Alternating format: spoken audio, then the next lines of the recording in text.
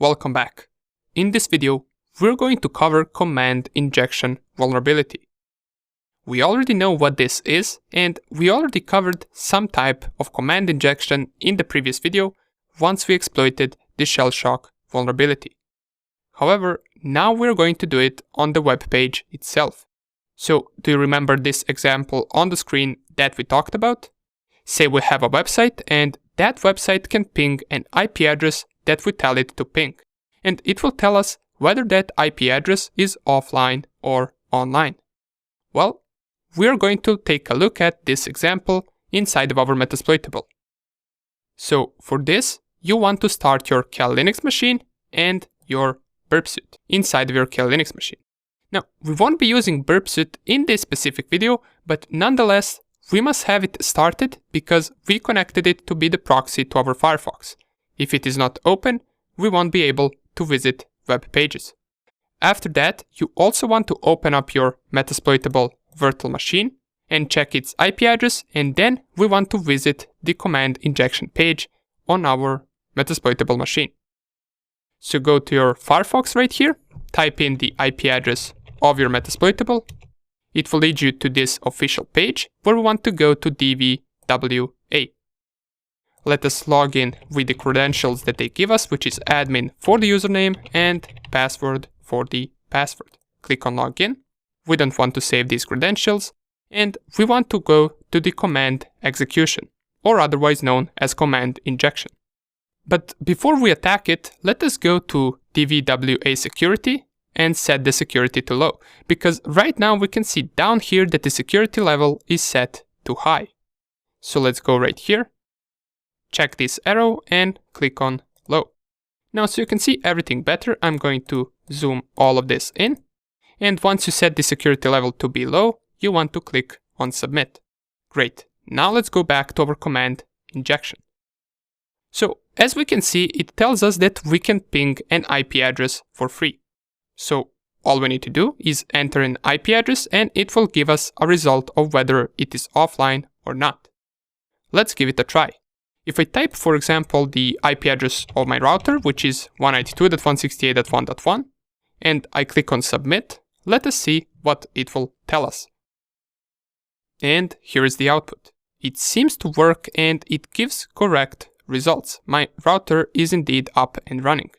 But if you take a closer look at this output that we got right here, it seems that this is the same output that we get when running ping command inside of a terminal, right?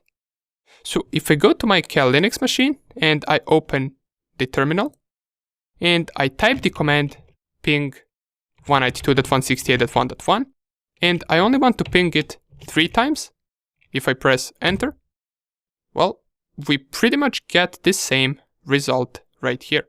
It will ping my router 3 times and it will give us a similar output to our Metasploitable page. What does this mean?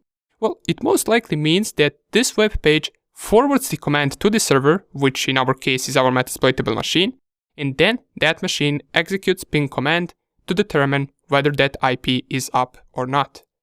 Another cool thing that we get with this page is if I scroll down here, we can see view source, and this is the source code to this page. So we can see whether they filter the input or not. But let us not check source code yet. Let's not cheat and let's just try to execute command injection and get it to work. So how are we going to do that? Well, we can try to execute 2 commands inside of this input bar right here. It does ask us for an IP, but we can also try to concat another command after we specify an IP address. For example, if I type 192.168.1.1 and I type dot and comma to separate the commands, and after it I type ls-la, which stands for list all including hidden files, and I click on submit, and it works. It gave us both results from the both commands back. It pinged the router first, and after it, it executed the ls command, and we can see what files our target has. This means there is command injection vulnerability. Because this is something that we shouldn't be able to do. We shouldn't be able to execute other commands outside of this ping command. So let us try different commands as well. So let us enter the same IP address, then dot and comma, and then who am I, for example. And it does give us the output of that as well. We are www-data. Okay, but how can we exploit this and gain access to the target with the help of this command injection? It's quite simple, actually. We can use netcat for that. So if we start listener in our Cal Linux terminal, if I go right here and type nc-lvp, and then I'm going to use the good old 12345 port, I start my listener right here. And I go back to this page and run the following command. So I type the IP address, then dot and comma, and then nc-e, where I tell it that I want to execute /bin/bash.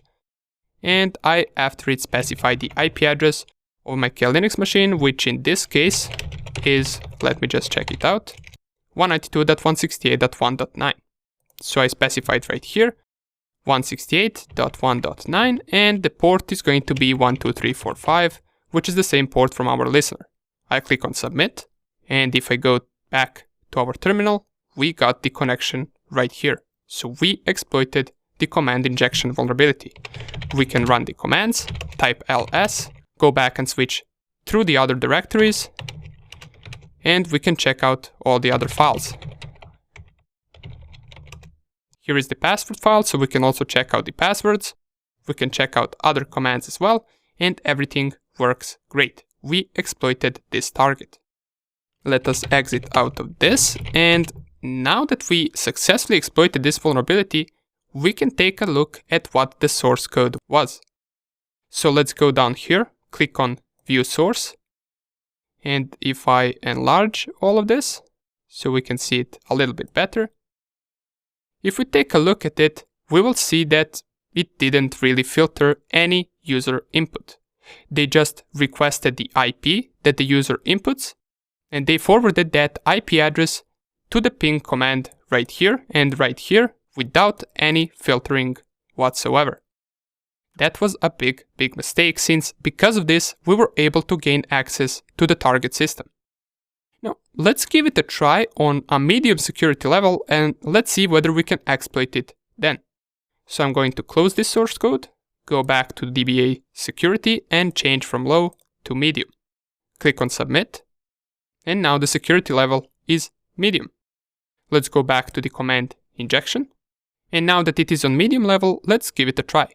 Let's just start with the same thing that we did previously and try to execute the ls command. So if I go right here, type 192.168.1.1, and then dot and comma, and then, for example, ls-la. If I click on submit, well, nothing seems to happen. It doesn't seem to work anymore. However, luckily, this dot and comma aren't the only ways we can run two commands. If I go to my terminal, if you type, for example, ls.whoami, it will execute both of these commands. So it will give us the output of these commands and then Mr. Hacker as well. But you can also do it like this. Specify these two signs and then whoami, and it will do exactly the same thing. So let's give it a try like this. Maybe they filtered this character, but they didn't filter it like this. If I go here and type 192.168.1.1, and then these two signs, and then, for example, ls-la once again, click on submit, and this will do the same thing. It will still not work. Okay, let's do the same thing, but just delete one of these signs that we put right here. If I show you, right here, copy the same command, paste it right here, and I remove one sign, it will once again execute both of these commands, just as two different processes. So it might execute one before another, however, it will execute both of them. Let us go right here and give it a try, 192.168.1.1, and then one of these signs, and then ls-la. Click on submit, and it works. We get the output of both ping commands and the output of all of the files inside of the current directory on that target system. So first two tries didn't work, probably because those characters were getting filtered and blocked, but if we specify it like this, here, then it seems to work. It seems to bypass any security and it executes our second command. So if I go down here and we take a look at the source code, I enlarge this so we can see the entire code. It seems that they created some type of a blacklist right here. So they removed these characters and this character right here. So anyone that tries to specify a command injection with these characters, it will not work. That's why this is medium security level, and you need to go through a few more commands in order to bypass this. However, it is still bad because they filter some characters out, but others they don't filter at all.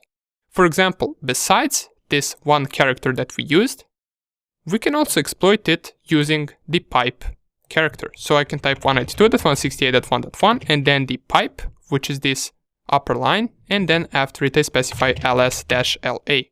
And this will work as well. As we can see, we get the output of ls-la command. Great. Now, if we were to change the security level to high, I think I read somewhere that high is an example of how the code should be written, so it isn't really exploitable. You can change it right here, you can submit, and you can go to the command execution and check out the source code right here. It seems to only require the integers, and it checks whether all of your inputs are integers, and it splits the IP address into 4 octets. It does that first, it splits it right here, then it checks if every octet is an integer, and if it is an integer, then it combines those octets once again back, and it pings that target. Okay, so we have covered command injection vulnerability, and now you know how to try to find it and exploit it. In the next video, we're going to move on to the next vulnerability. See you there.